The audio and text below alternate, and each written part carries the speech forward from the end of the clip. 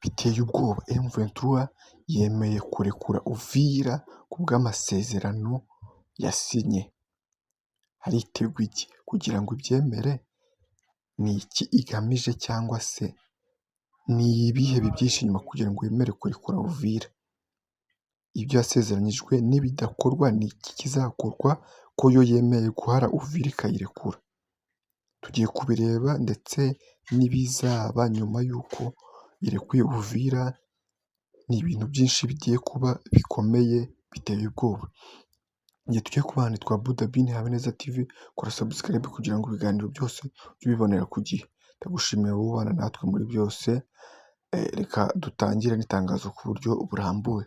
Itangazo official communiqué December 15, 2025.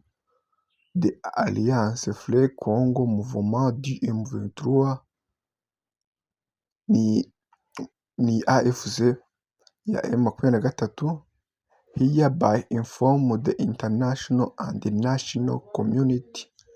Iri hano kumenyesha ibihugu mpuzamahanga ndetse n'igihugu ubwacyo that as of Monday December 15 wa mbere tariki 15 2025, it has facilitated the voluntary return of more. Yakoze igikorwa cyo gusubiza abantu more than 500 Burundian refugees, abantu 500, impunzi 500 z'abarundi to their country of origin, gusubira mu gihugu cy'ivuko. In return, our organization call up the government of Burundi. Mu gusubirayo kwabo, ubuyobozi bwacu bwahamagaye guverinoma y'u Burundi to facilitate the guarantee the free passage of Congolese refugees who were forced to flee their localities as a result of indiscriminate bombardments carried out the coalition force of the Kinshasa regime, particularly in Siege, Luvungi and Katogota. Kuvuga ati hano yabanje kubwira leta y'u Burundi ko nabo hari impunzi za Kongo ziri mu gihugu cyabo ndetse babarekura bakabanza bagasubira mu gihugu cya Kinshasa. Furthermore, ku bindi, AFC declared the readiness of hand over the government of Burundi military personnel capture on the battlefield at the proclaimed unilateral ceasefire to enable the return of displaced compatriots under condition of safety and dignity.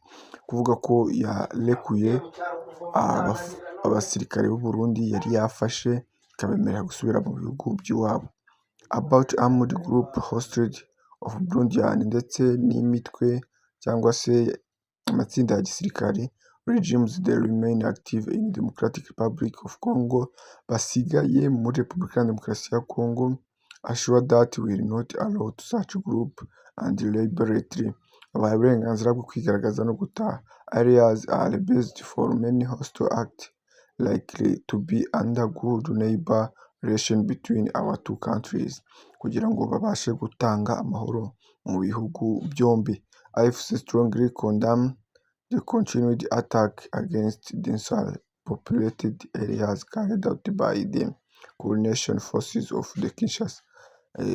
AFC irakomeye kandi igiye guhangana n'ibidashaka kubumva byose. For the force of Kinshasa regime in Masisi, Walikale and Minembwe, which have resulted in the killing and displacement of many of our compatriots. Ni ukuvuga ngo ntibasubireyo kubera ko hari ibikorwa by'ubwicanyi byabereye muri Masisi, Walikale na Minembwe, bikaba byaratumye abantu benshi batakariza ubuzima ndetse bagatana icyizere. AFC M23 reiterate its unwavering commitment to defend and protect the Congolese population against the threat regards of the AFC 23 ni umuryango uvuga ko uharanira kurinda abakongomani ndetse no kurwanya ibisa n'ibibi byose muri Repubulika ya Demokarasi ya Kongo. Bashyizeho itangazo, uwasinye ni Kanyuka, shyiraho na kashe ya AFC. Murakoze, ni Abu Dhabi, ni Habineza TV, kora subscribe.